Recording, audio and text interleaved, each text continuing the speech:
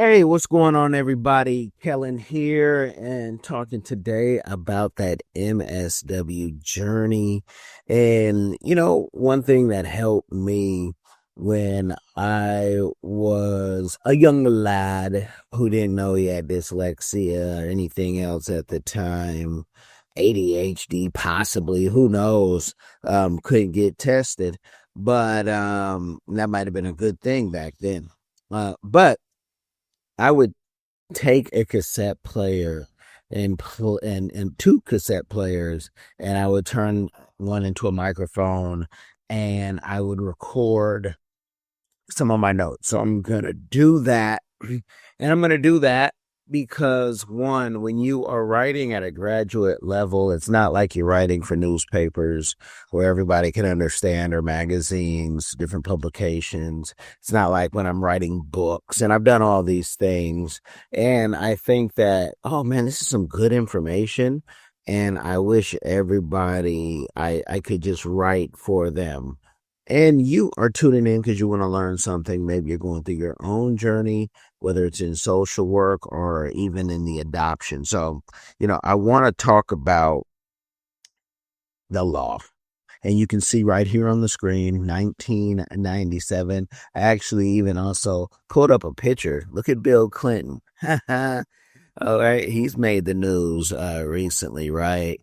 And Hillary is still undefeated. I was going to tell you that was me right there, if you can see my cursor, but I don't need the shine. You guys already think I'm privileged, or maybe that's me over there frowning because, kids don't really want to be in the White House. If you've ever been able to go to D.C., you know the steps you have to take to get through all the rigmarole.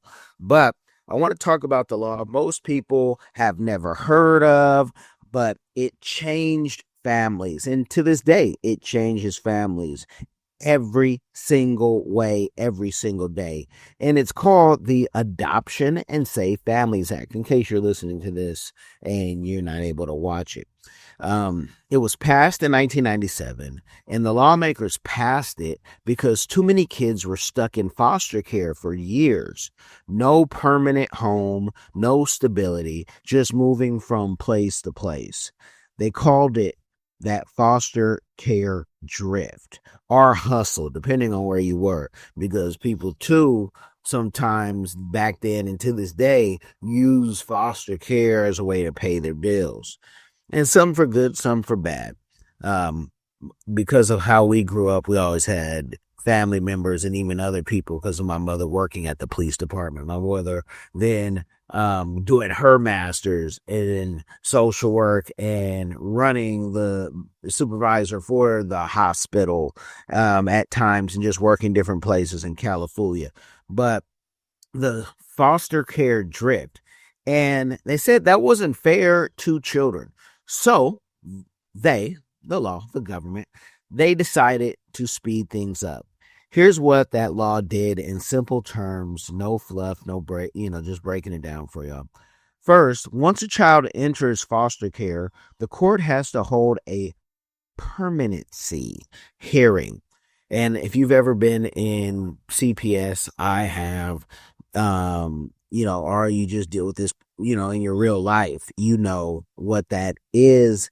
And man, you start to thank your blessings if you had any stability.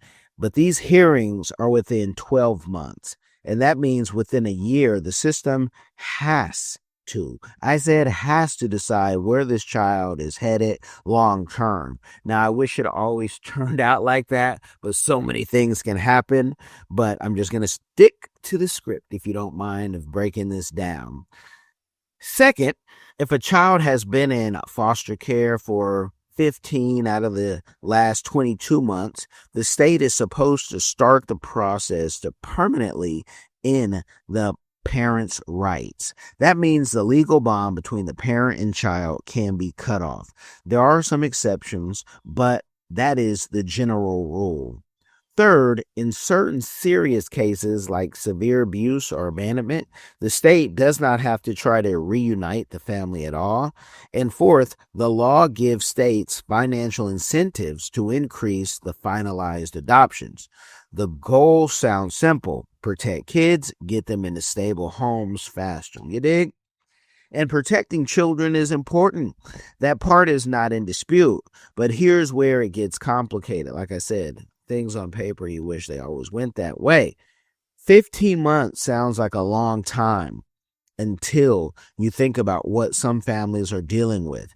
If a parent is struggling with addiction, that takes time to treat. If a parent is incarcerated, that can keep, somebody stuck and keeps running even when they're locked up. And you have to remember, people are innocent till proven guilty.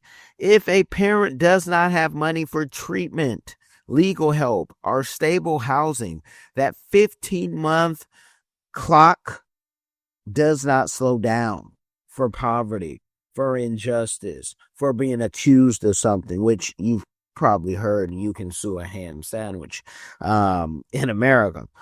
The clock keeps ticking. So here's the real question.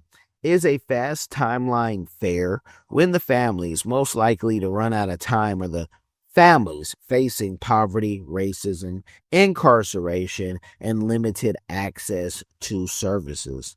I have seen this up close. I have worked in emergency shelter care. I saw kids come in for what was supposed to be a short stay and remain for months while the system figured out what to do. Of all colors and, just backgrounds, you'd be surprised, but a lot of times poverty is the reason why you'll stay longer. I also worked in child protective services. I was involved in cases where parental rights were terminated. All of mine, I'm so happy and proud to say, were because of methamphetamine, drug use. Because of working in emergency shelter, I just can't take kids for, somebody smoking weed. And now weed is medicine. Back then, it was medicine, but the law. So in those cases, the law was followed. The children's safety came first. But I also saw how hard it is for families to change their lives on a strict timeline. Treatment takes time. Stability takes time. Healing takes time. And not everyone starts from the same place. Now think about Black families, and I say that not just because I'm a Black man, Black, like Jesse Lee Peterson says. Black women are incarcerated, the facts, at higher rates. Many of them are mothers. Black children are more likely to have a parent in prison.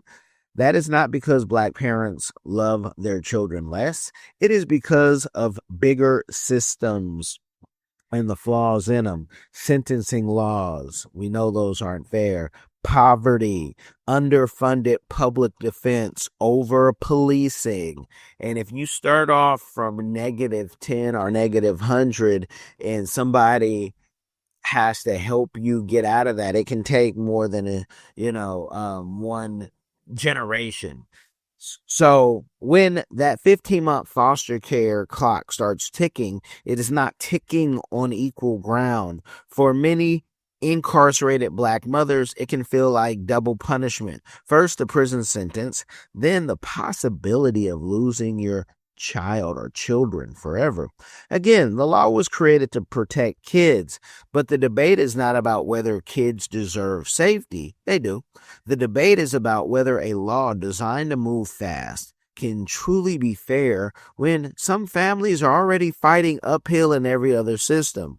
As someone pursuing clinical social work, I cannot ignore that reality. My job is not just to sit in therapy rooms and talk about trauma. It is also to understand the policies shaping my clients' lives, shaping our lives. Please believe one thing and one person impacts you. Social work is not just counseling. It is also advocacy. It is also asking whether systems produce equal outcomes. It is also challenging policies when they unintentionally harm the very communities they claim to protect.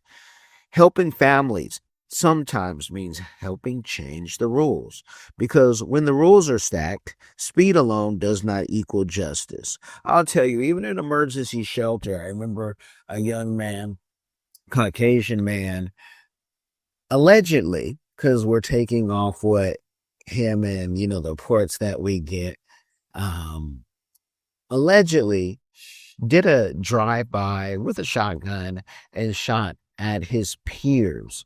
And and that he was in there in the emergency shelter that every other person came in because it avoided jail or they didn't have home because it was an orphanage. It was over 10,000. I think it was 15,000 a month. But what that did for that young man is when he went to court, in theory, the judge would look and see what he has been doing. And he'd be doing programs, even though in emergency shelter where he had to stay, he couldn't, for some reason, graduate to the other houses, at least while I was there. He would have treatment programs, even though to me they're very basic, coloring maybe, saying, they went to the school that was very disorganized, just because of the type of clients you're dealing with. And so he was a, great, citizen, to break it down simply for you.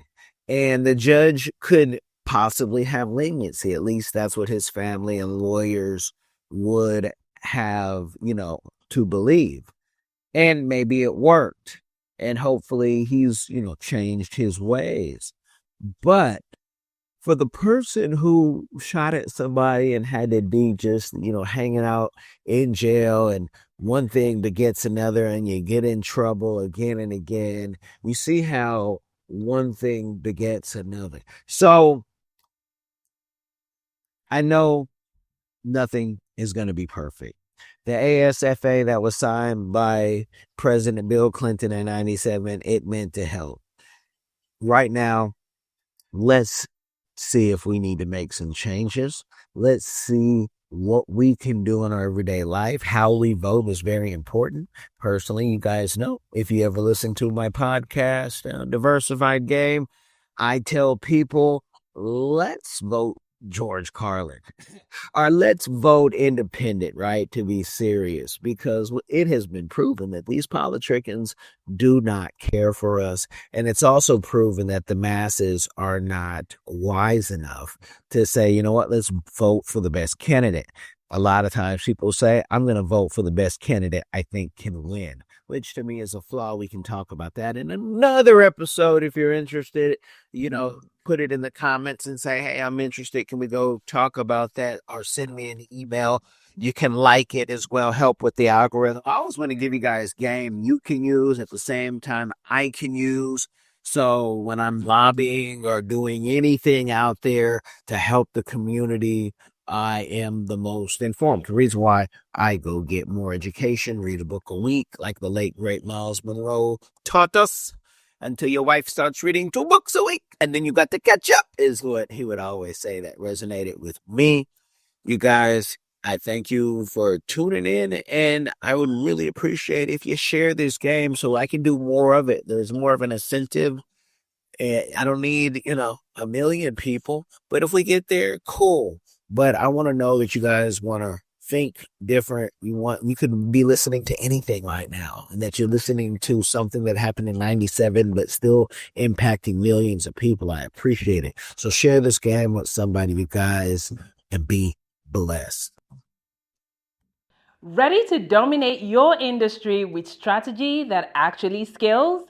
At Coleman Public Relations and Consulting Firm, we're not just PR experts, we're licensed sports agents certified in AI and elite business consultants with over 2 decades of experience leading global projects across multiple countries. Visit CPRFIRM.com, that's ColemanPRFIRM.com, and MillionaireX.ai. Then download the Millionaire X app, your AI powered guide to getting out of debt, investing smarter, and building generational wealth. Coleman Public Relations and Consulting Firm. It's a family business, it's different.